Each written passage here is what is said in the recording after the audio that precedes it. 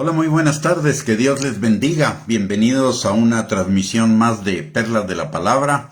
El día de hoy vamos a compartir acerca del misterio nazareno.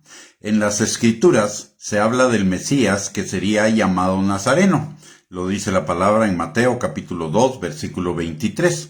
Durante el tiempo de Jesús, ser nazareno era sinónimo de despreciado, como lo encontramos también en la palabra en Juan capítulo 1, versículo 45 al 46, cuando Natanael Felipe le comparte de Jesús a Natanael, y Natanael dice: ¿será que puede salir algo bueno de Nazaret? Eso es porque era un lugar despreciado, un lugar menospreciado, y no era un lugar de donde se esperara que viniera el Mesías. Pero Jesús efectivamente fue nazareno por cuanto vivió en Nazaret, y Jesús efectivamente fue despreciado, tal como estaba previsto en la profecía de Isaías 53:3, que fue escrita 750 años antes de Cristo, y también como nos lo dice Juan capítulo 1, versículo 1, de que a los suyos vino y los suyos no le recibieron. Pero en esa nominación de Jesús como nazareno hay otra revelación. La palabra nazareno deriva de Nazaret y Netzeret en hebreo, y Netzeret es un compuesto de la palabra Netzer, que significa pámpano, vástago, y que es la palabra que Isaías utiliza en Isaías 11:1 para referirse al Mesías que vendría. Por el otro lado, entonces nazareno también significa o habla del pámpano, y recordemos que la palabra de Dios en Juan capítulo 15, versículos del 1 al 5, nos enseña que nosotros somos, Jesús es la vid y nosotros somos los pámpanos. ¿Por qué? Porque nosotros nacemos de Jesús, derivamos de Jesús, nuestra vida está en Jesús, de tal manera que si Jesús es nazareno, nuestra vida se origina en el nazareno, en Nazaret, de tal manera que la palabra nazareno también habla de nosotros. Y la palabra Nazaret es el lugar de donde surgirán los pámpanos, entonces, a través de Jesús. Como el lugar de Nazaret identifica el lugar del pámpano, el lugar del crecimiento del pámpano, el lugar más anónimo e improbable. Y a Dios le encanta escoger lo improbable. La palabra de Dios dice en 1 Corintios capítulo 1, versículos del 26 al 31, mirad pues, hermanos, vuestra vocación, que no sois muchos sabios según la carne, ni muchos poderosos, ni muchos nobles, sino que lo necio del mundo escogió Dios para avergonzar a los sabios, y lo débil del mundo escogió Dios para avergonzar a lo fuerte, y lo vil del mundo y lo menospreciado escogió Dios, y lo que no es, para deshacer lo que es, a fin de que nadie se jacte en su presencia. Mas por él estáis vosotros en Cristo Jesús, el cual nos ha sido hecho por Dios sabiduría, justificación, santificación y redención, para que, como está escrito, el que se gloríe, gloríese en el Señor. Y notemos que la palabra de Dios dice que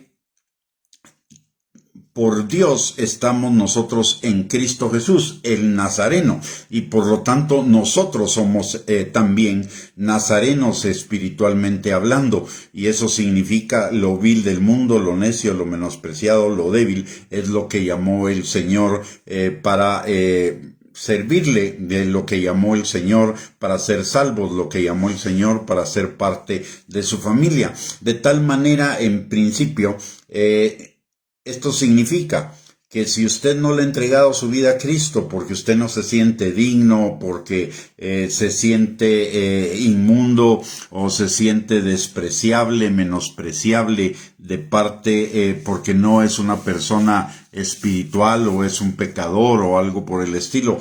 No necesita preocuparse de eso, porque es precisamente por esa razón que Dios lo está llamando. La palabra de Dios dice que si nuestros pecados fueran tan rojos como el carmesí, Él los convertirá, nos limpiará, nos lavará y nos convertirá como en blanca lana.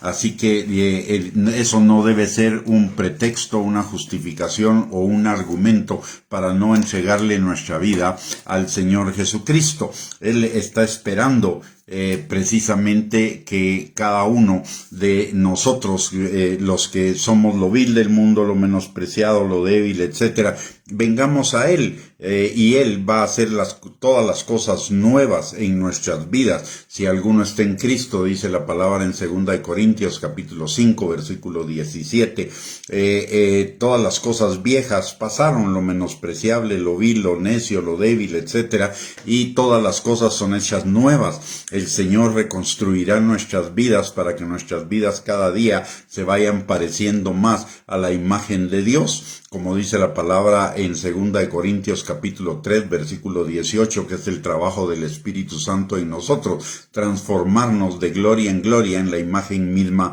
de Cristo, de tal manera que quien lo recibe a Él, como la vid de la que surgen los pámpanos, nosotros, por medio de esa vida, llegaremos a la vida de Dios en nosotros, y de esa vida brotará vida también para el mundo, porque cada uno de nosotros somos llamados a ser la Nazaret de Jesús. En Juan capítulo 13, versículo 35, la palabra de Dios nos enseña que necesitamos ser sus discípulos, porque cada uno de nosotros somos llamados a manifestar el amor de Él, la santidad de Él, la vida de Él, el poder de Él a través de cada uno de nosotros. Juan 13:35 dice la palabra que nosotros seremos sus discípulos y nos conocerán por el amor que brotará o que habrá entre nosotros. Y en Juan capítulo 15, versículo 8, dice la palabra también que en esto conocerán que somos sus discípulos, y en eso será glorificado el Padre, en que llevemos mucho fruto. Y por el otro lado, en Mateo capítulo 5, versículo 13 al 16, la palabra de Dios nos recuerda que usted y yo somos la sal de la tierra y la luz del mundo, para que vean nuestras buenas obras y glorifiquen al Padre que está en los cielos. De tal manera que la aplicación práctica de esto, usted y yo como hijos de Dios, usted y yo como nacidos de Cristo, como personas que estamos en Cristo, también somos nazarenos. Y somos nazarenos para el mundo, somos lo vil, lo menospreciado, lo débil para el mundo. Sin embargo, para Dios somos poder de Dios para salvación. Y no importa lo que el mundo piense de cada uno de nosotros, lo importante es lo que Dios piensa de nosotros, de tal manera que dejemos que la vida del Mesías en nuestro interior se manifieste al exterior por medio de nuestra vida.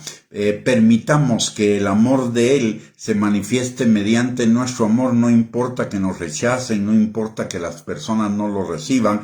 La palabra de Dios claramente nos manda a amar al prójimo como nos amamos a nosotros mismos. Y por el otro lado, como ya mencioné en Juan capítulo 13, versículo 35, la palabra de Dios dice que en esto conocerán que somos sus discípulos en el amor que nos tendremos los unos a los otros. Nosotros somos un reflejo de su amor para con el mundo.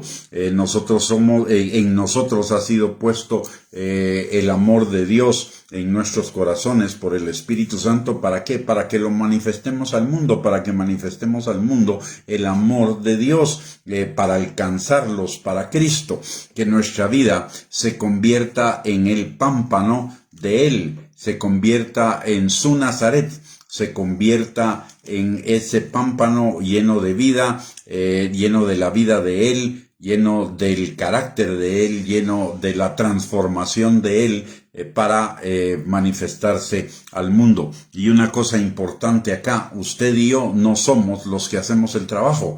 Usted y yo solo tenemos un trabajo que hacer, morir a la vieja manera de vivir y permitir y eso va a permitir que el Espíritu Santo nos vaya transformando de gloria en gloria en la imagen misma de Cristo. No es como muchas personas piensan que para ser un buen cristiano hay que dejar esto, hay que dejar el otro, hay que ser así, hay que ser acá. No, eso se encarga el Espíritu Santo de transformarnos y lo va a hacer con nuestro acuerdo, va a hacerlo con nuestra decisión, va a hacerlo con nuestra colaboración. Usted y yo lo único que necesitamos es entregarle nuestra vida a Cristo y dejar que el Espíritu Santo vaya obrando en nuestra vida a través de su poder y a través de la palabra para transformarnos y ser esos pámpanos llenos de la vida de Él. El pámpano es como la rama que da el fruto, pero el pámpano se alimenta de la sangre, se alimenta de la vida de la vid, de tal manera que a través de usted y de mí, usted y yo somos llamados a que la vida de Dios, a que la vida de Cristo fluya a través de nosotros a un mundo que está en pecado, a un mundo que está en rebelión, a un mundo que está en desobediencia, a un mundo que va en un camino cada día más trágico, en un camino que va a la condenación. Usted y yo fuimos llamados para que la vida de Dios se manifieste a través de nosotros a ese mundo en amor